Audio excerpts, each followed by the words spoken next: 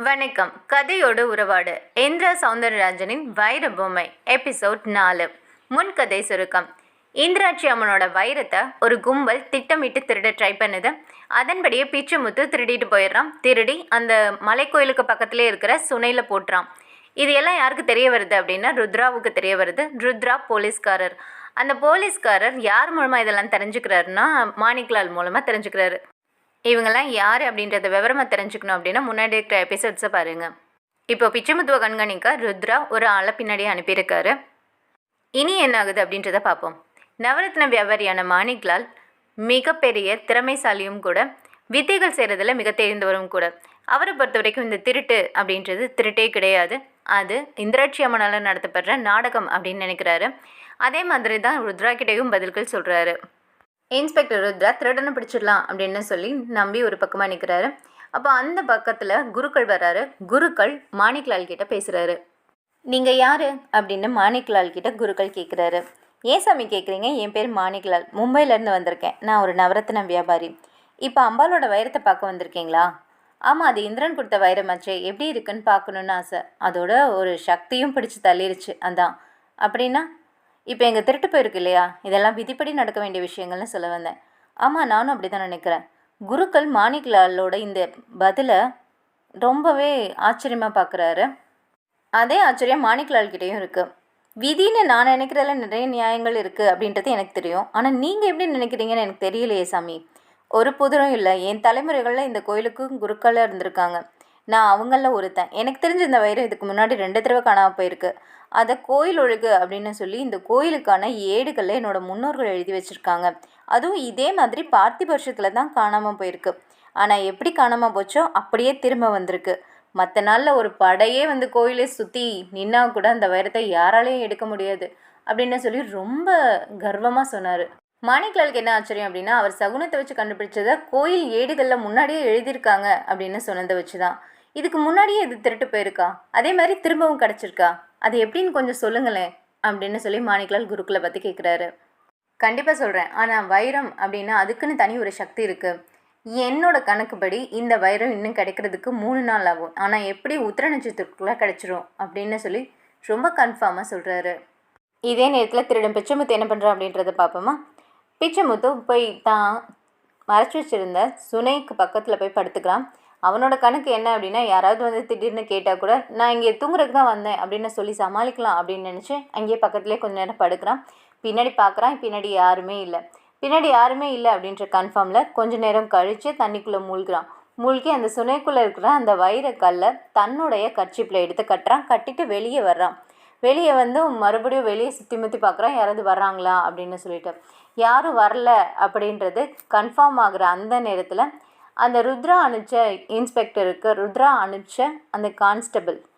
அந்த கான்ஸ்டபிளுக்கு ஃபோன் வருது. அவர் ஃபோனை கீழே தவற விட்டுறாரு. வேகமாக போய் எடுக்க போகிறப்போ இவரை வந்து பிச்சைமுத்து பார்த்துட்றான். அதனால அந்த வைரத்தை எங்கேயாவது ஒழிச்சு வைக்கணும்னு சொல்லி அவன் வேகமாக படியில் இறங்க ஆரம்பிச்சிட்டான். அப்படியே வேகமாக கீழே இறங்கி வந்தவன் படி ஓரமாக குழந்தை பொம்மை, கற்பூரம், சாமி படங்கள்லாம் போட்டு வச்சுட்டு இருந்த ஒரு வயசான பெண்மணியோட கடைக்கு போய் நின்று பார்க்குறான். ஏதோ பொருள் வாங்குற மாதிரி நினச்சி பார்க்குறான். ஆனால் அந்த பொம்மை கடையில் ஒரே ஒரு பொம்மை மட்டும் இருக்குது. அந்த பொம்மைக்குள்ளே வேகமாக அந்த வைரத்தை மறைச்சி வைக்கிறான். ஏன்னா வைரத்தோட மாட்டிக்கினான் அப்படின்னா கடைசி வரைக்கும் ஜெயில் தான் அப்படின்றது அவனுக்கு ரொம்ப நல்லாவே தெரியும். அதனால அவன் அந்த வேலையை பார்க்குறான். பின்னாலேயே போலீஸ்காரர் வந்து நிற்கிறாரு. என்னடா வைரம் எங்கே அப்படின்னு சொல்லி கேட்குறாரு. இவன் ஒன்றுமே தெரியாத மாதிரி ரொம்ப தைரியமாக நின்றுட்டுருக்கான். அப்போ உன்னை இப்படியெல்லாம் கேட்டால் பத்தாது அப்படின்னு சொல்லி அந்த போலீஸ் வேனுக்குள்ளே கூப்பிட்டு போகிறாரு. அந்த வேனுக்குள்ளே யார் இருக்கா அப்படின்னா ருத்ரா இருக்கார். இந்த ஊசியை மட்டும் போடு, இவன் கொஞ்சம் கொஞ்சமாக உண்மையை தானாகவே சொல்ல ஆரம்பிச்சிடுவான் அப்படின்னு சொல்லி உண்மை சொல்கிற ஊசி, அந்த ஊசியை எடுத்து நின்றுட்டு இருக்கும்போதே ருத்ராவுக்கு ஃபோன் வருது. ஃபோன் வந்தோடனே அந்த ஃபோன் பேசுகிறதுக்காண்டி அவர் போயிடுறாரு. அந்த நேரம் பார்த்து இவரும் அந்த ஊசியை பக்கத்தில் கை வச்சுருக்காரு. அது பார்த்தோன்னே அந்த திருடன் வேகமாக தப்பிச்சு ஓடணும்னு சொல்லி ஓடுறான். தப்பிச்சு ஓடணும்னு நினச்ச திருடன் ஆக்சிடெண்ட் ஆகி அங்கேயே இறந்து போயிடுறான். அதை பார்த்த உடனே ருத்ராவுக்கு என்ன பண்ணுறது அப்படின்றது தெரியல. அப்போ அவருக்கு மாணிக்லால் தான் ஞாபகம் வராரு. ஏன்னா மாணிக்லால் முன்னாடியே சொல்லியிருக்காரு, வைரம் அப்படின்றது அதுக்கு யார் உரியவங்களோ அவங்கக்கிட்ட தான் போய் சேரும், அதை யாராலையும் திருட முடியாது அப்படின்னு சொல்லியிருப்பாரு. இப்போ அதுக்கு சம்மந்தமாக கோயின்சிடென்ட்டாக நடக்குதே அப்படின்ற மாதிரி அவர் மாணிக்லாலை போய் பார்க்குறாரு. அப்போ மாணிக்லால் கிட்டே கேட்குறாரு, நீங்கள் முன்னாடியே சொல்லியிருந்தா நான் அந்த திருடனை பிடிச்சிருப்பேன் அப்படின்னு சொல்லிட்டு. அப்போது மாணிக்லால் திரும்பவும் சொல்கிறது என்ன அப்படின்னா, நீங்களாக வந்து எந்த திருடனையும் பிடிக்க முடியாது, எந்த வைரத்தையும் எடுக்க முடியாது. வைரம் எப்போவுமே அதுக்குரியவங்க கிட்ட தான் போகும். இது எல்லாமே அந்த இந்திராட்சியோட நாடகம் தான் அப்படின்னு சொல்லி அவருக்கு புரியாத மாதிரியே இவர் பேசுகிறாரு. ஆனால் இவரால் அதை ஒத்துக்க முடியல. நான் உங்ககிட்டேருந்து உண்மையை சொல்கிற இன்ஜெக்ஷன் மூலமாக உங்ககிட்டேருந்து உண்மையை என்னால் வாங்க முடியும். எந்த உண்மையும் யாரும் வாங்க வேணாம்.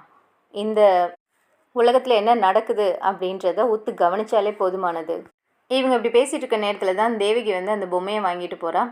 அந்த பொம்மையை வாங்கினவளுக்கு பக்கத்தில் தான் மாணிக்கலால் நிற்கிறாரு. அவளுக்கு ஒரே சோகம். தன்னுடைய குழந்தைக்காக அவள் லட்சம் தடவை எழுதினதுக்கப்புறம் இந்திராட்சி அம்மனை பார்க்கலாம் அப்படின்னு வர்ற நேரத்தில் இப்படி ஆயிடுச்சே அப்படின்னு சொல்லி அந்த திருட்டை பற்றியும் கேள்விப்பட்டு அவளுக்கு ரொம்பவே மனசுடைஞ்சு போயிடுது. அந்த நேரத்தில் மாணிக்கலாலை பார்த்த அவளுக்கு அவரை பார்த்தா ஒரு தெய்வம் மாதிரி தெரியுது. அப்போ மாணிக்கலால் சொல்கிறாரு, எந்த காரணத்தை கொண்டும் இந்த பொம்மையை கீழே எல்லாம் வைக்காதம்மா, இந்த பொம்மையை வீட்டில் கொண்டு போய் உன்னோட பொண்ணுக்கிட்ட கொடுத்து விளையாட வை. அந்த இந்திராட்சி அம்மனே உன்னோட பொம்மையாக வர்றா அப்படின்றத ஞாபகம் வச்சுக்கோ. எந்த காரணத்தை கொண்டும் இதை எதுவும் பண்ணாத. நீ மறுபடியும் திரும்பி வரும்போது இந்த நேர்த்திக்கடனை செலுத்து அப்படின்னு சொல்லி அவர் பூடகமாக சொல்லி அனுப்புகிறாரு. இதை பார்த்த ஸ்ரீதருக்கு ஒன்றுமே புரியலை. இருந்தாலும் ஏதோ ஒரு காரணமாக தான் சொல்கிறாரு அப்படின்னு சொல்லி யோசிக்கிறாரு. ஆனால் மாணிக்கலாலுக்கு இந்த நாடகம் எல்லாமே புரியுது. மாணிக்கலாலுக்கு இதெல்லாம் எப்படின்னு தன்னால் உணர முடியுது அப்படின்ற அந்த உணர்வே ரொம்ப ஒரு பக்திமயமாக மாறிடுது. ஆனால் ருத்ராவுக்கு இது எதுவுமே புரியாமல் தான் முழிக்கிறாரு. அதே நேரத்தில் ருத்ரா அவர்கிட்ட சொல்கிறாரு, நீங்கள் என் கூட போலீஸ் ஸ்டேஷன் தான் அப்போ வர வேண்டியிருக்கும் அப்படின்னு.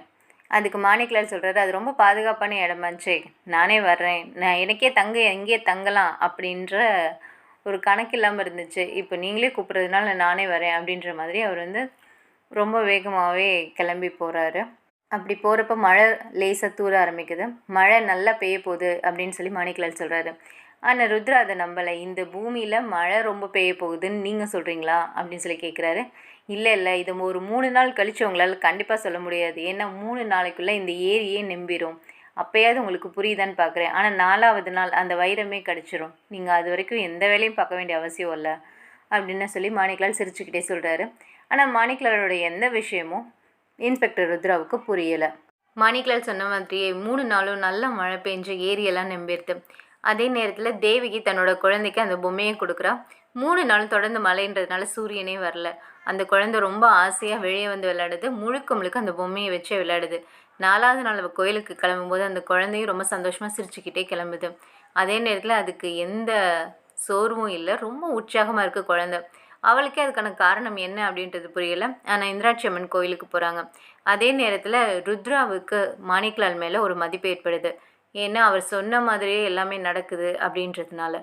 அவரும் ருத்ராவும் மாணிக்கலாலோடு சேர்ந்து கோயிலுக்கு வராரு. அப்படி கோயிலுக்கு வரப்போ தேவகி அவங்க கையில் இருந்த அந்த பொம்மையை தூக்கி அந்த குருக்கள் கிட்ட கொடுக்குறாங்க. கொடுத்து அம்மனோட காலடியில் வைக்க சொல்கிறாங்க. அன்னைக்கு பூஜை நடக்க ஆரம்பிக்குது.